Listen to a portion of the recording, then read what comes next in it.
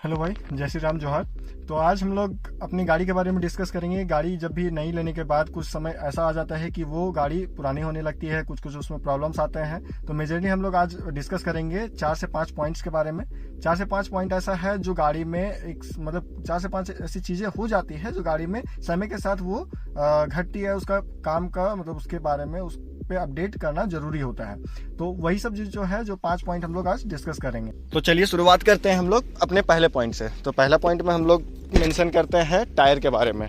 Tyre का सबसे पहले हम लोग बताते हैं कि गाड़ी का सबसे इंपॉर्टेंट जो चीज़ है, मतलब कोई अगर पार्ट है तो ये टायर को हम लोग कंसिडर कर सकते हैं, क्योंकि टायर के बिना और अगर अच्छे टायर ना हो तो आपका कोई भी ट्रिप, कोई भी चीज़ मतलब सक्सेसफुल नहीं होगा और उतना बढ़िया परफॉर्मेंस नहीं देगा। तो टायर में एक समय ऐसा भी आता है कि भाई टायर को भी चेंज करना पड़ता है, क्योंकि इसका भी एक लिमिटेशन है, एक टाइम पीरियड है कि इतने दिन के यूजेस के बाद ये भी घिस के और एक लेवल पे आ जाता है। तो हम लोग का जो टायर कंपनी है, जितनी भी नॉन टायर कंपनी है, वो सब एक चीज़ दे देती है टायर में ही, इसका एक इंडिकेटर टायर में पहले से ही रहता है। बहुत सारे लोगों को ये चीज़ पता ना होगा कि मतलब टायर में एक इंडिकेटर पहले से रहता है। तो चलिए उस इंडिकेटर का हम लोग बात कर लेते हैं कि ये जो टायर में इंडिकेटर आप लोग को दिख रहा है, एक ये आपको पता नहीं कितना अच्छे से जस्टिफाई हो रहा है, बट ये जो है टायर का एक इंडिकेटर यहाँ पे आपको दिया हुआ है कि इसके बाद मतलब कंप्लीटली वो गाड़ी है जो अब आपका गाड़ी का जो टायर है वो चेंज करने के कगार पे आ चुकी है। अभी भी इसमें मतलब एकदम माइनर सा पोजीशन बना हुआ है, माइनर सा पॉइंट बचा हुआ है कि ये टायर जो है अब चेंज करने की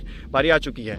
ये पहला पॉइंट हम लोग का हो गया। एक मेजर प्रॉब्लम आप लोग को आने वाला है कि टायर जो है इसका अगर प्रेशर कम हो, वो ऑब्वियस सी बात है, बहुत कॉमन सी बात है, ये सबको पता रहता है कि टायर का अगर प्रेशर कम है, मतलब टायर का जो है हवा आपकी टायर में कम है, तो वो पंचर एज इट इज़ बहुत जल्दी होती है। तो पंचर बनवाने के टाइम पे एक चीज़ का जो मेजर ध्यान रखना है कि कहीं पे भी खुलवा के पंचर और मतलब गाड़ी का टायर निकलवा के पंचर बनवाना वो बिल्कुल वर्थ है। और एक समय में आपका मतलब कहीं ना कहीं ये प्रॉब्लम कर सकता है। और बहुत सारा ऐसा पंचर वाले ऐसे होते हैं कि जो केयरलेसली पूरा बना देते हैं। आप अगर ड्राइवर को दे रहे हो तो वो कहीं पे भी जाके बनवा देगा। तो ये सब चीज़ को हम लोग को ध्यान रखना पड़ता है। सबसे मेजर प्रॉब्लम क्या करता है कि गाड़ी का जो एलॉय है, इसमें आप लोग एक चीज़ नोटिस कर सकते हैं कि यहाँ पे जो है स्क्रैचेस जो है, ये स्क्रैचेस पंचर वाले की देन है।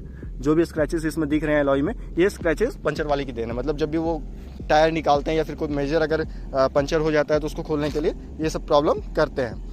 ये आपको सारे के सारे टायर में ये चीज़ आपको देखने को मिल जाएगा। मतलब जो भी ये सब केयरलेसली ड्राइवर का देन या फिर कोई केयरलेसली किसी भी तरह से कुछ भी ऐसा हो सकता है, तो ये कहीं भी खुलवाना नहीं है। मतलब गाड़ी को कहीं भी खुलवा के पंचर, ट्यूबलेस टायर है तो कहीं पे भी पंचर वंचर बन जाता है। ऐसे ही अगर कोई मेजर प्रॉब्लम है तो एक सर्टिफाइड जगह पे या फिर सर्टिफाइड कोई शॉप है, वहाँ पे जाके आप लोग इस चीज़ को करवा सकते हैं, क्योंकि वरना ये प्रॉब्लम 110% मतलब 100% में से 90% ये चांसेस है कि आपका टायर जो मतलब एलॉय जो है वो ख़राब हो सकती है। तो दूसरी पॉइंट जो है उसमें हम लोग बात करते हैं, ये जो कीलेस एंट्री इस गाड़ी में दी गई है, कीलेस एंट्री भी एक समय के बाद आपको धोखा देनी चालू कर देती है। मतलब ये जो है ये वर्क करना थोड़ा कम कर देता है पानी की वजह से, या फिर कुछ वैसा इशूज़ होगा जिसकी वजह से। और बहुत ज़्यादा यूज़, क्योंकि सबसे ज़्यादा यूज़ यही वाला डोर होता है, यही वाला हैंडल होता है और यही स्विच सबसे ज़्यादा यूज़ होती है। तो इस स्विच का जो है यूज़ बहुत ज़्यादा है, जिसकी वजह से ये अभी एक समय के बाद ये भी धोखा दे चुकी है। अब चलिए, 2 प्रॉब्लम्स तो हम लोग बेसिकली यहाँ बार बार से देख चुके हैं। तीसरी एक प्रॉब्लम जो है इसका जो प्रीवियस मतलब बैक डोर का, बूट का जो ओपनिंग में प्रॉब्लम आता है। बूट डोर जो है ये देखिए, एक इसको ओपन करने के टाइम पे ये एक प्रॉब्लम यहाँ पे क्रिएट कर रहा है कि ये जब खुल रहा है, ये टायर मतलब बूट जब खुल रहा है तो इसका जो हाइड्रोलिक है ये अभी काफ़ी जाम हो चुका है। इसका भी अब टाइम आ चुका है कि इसको भी सर्विस की ज़रूरत है या फिर चेंज होने का। तो ये थोड़ा मेजर प्रॉब्लम है, क्योंकि कभी भी अगर आप अननोन है गाड़ी के बारे में, आपको अगर पता है ऐसे खोल दिए, तो बहुत बार अगर ध्यान न रहने के बाद आपका जो हेड है इससे इंजर्ड हो सकता है। तो इस चीज़ का भी एक समय आ चुका है। अब आते हैं हम लोग अपने चौथे पॉइंट पे। चलिए अब हम लोग अपने चौथे पॉइंट पे बात करते हैं। चौथा जो हम लोग का पॉइंट है वो आता है इंस्ट्रूमेंट क्लस्टर के बारे में। मतलब इंस्ट्रूमेंट क्लस्टर में ऐसा कोई प्रॉब्लम नहीं है, बट यहाँ का जो इंफोटेनमेंट सिस्टम है, जो स्क्रीन है, ये बेसिकली एक समय आ चुका है, 4-5 साल जो गाड़ी का हो चुका है, उसके बाद एक आपका टाइम हो चुका है गाड़ी में, जिसके बाद ये भी कहीं ना कहीं लैग करना चालू कर चुकी है। और 4-5 साल हो चुका है तो इसमें एक बड़ा प्रॉब्लम अब क्रिएट हो चुका है कि जब भी आप अगर अपने मोबाइल को इससे मतलब कार से अगर कनेक्ट कर रहे हैं ब्लूटूथ से, तो बहुत बार वो है जो लैग करेगा। मतलब बहुत बार ऐसा सिचुएशन आपके साथ बनेगा कि आपको गाड़ी रोक के उसको रीसेट सिस्टम को पूरा, मतलब आपका जो स्क्रीन है कार का इंफोटेनमेंट सिस्टम है, उसको पूरा मतलब आपको रीसेट करना पड़ेगा, देन जाके आपको फिर आपका जो ब्लूटूथ है वो कनेक्ट होगा, देन आप गाना सुन सकते हैं। तो ये जो है एक प्रॉब्लम लैगिंग यहाँ पे कर रहा है।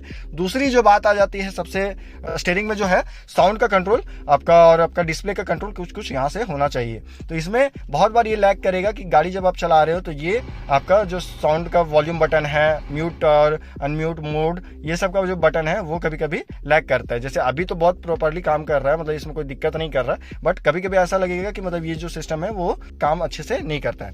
अब इसमें जो है शुरू से ही देखा हुआ है कि क्रूज कंट्रोल जो है वो वर्किंग नहीं है। हम पता नहीं मेरे गाड़ी के साथ है या किसी और मतलब और भी गाड़ियों में है, बट ये क्रूज कंट्रोल जो है शुरू से ही मतलब प्रॉब्लम कर रहा है, शुरू से मतलब वर्किंग नहीं है, ये हम देख चुके हैं। इसमें ये वाला सिस्टम हमको अभी तक समझ में नहीं आया कि ये मेरे में प्रॉब्लम है या फिर शोरूम में जाते हैं, शोरूम में उन लोग बोलते हैं कि ये किसी में ज़्यादा वैसा कोई इंक्वायरी आते नहीं तो उन लोग भी ज़्यादा ध्यान नहीं दे पा रहे हैं और ना ही कभी हमको प्रॉपर नॉलेज इसमें दिया है उन लोग। एक बड़ा प्रॉब्लम इसमें जो है वो छठा हम लोग इंक्लूड करेंगे एक्सटर्नल में, मतलब एडिशनल अगर हम लोग प्रॉब्लम देखें तो ये वैसे तो ठीक हो चुका, बट इसका जो है हॉर्न जो है आपका, एक मिनट हॉर्न दिखा रहा है, ये जो हॉर्न है ये थोड़ा सा उठ जाता था शुरुआत में, जो था कुछ प्रॉब्लम कर रहा था, जो उठ जा रहा था और उसको फिर सेट करने के बाद अभी ठीक है। मतलब हॉर्न जो है वो थोड़ा सा ये वाला सिस्टम गड़बड़ था, मतलब उठ जा रहा था, अपने से फेंक दे रहा था बाहर।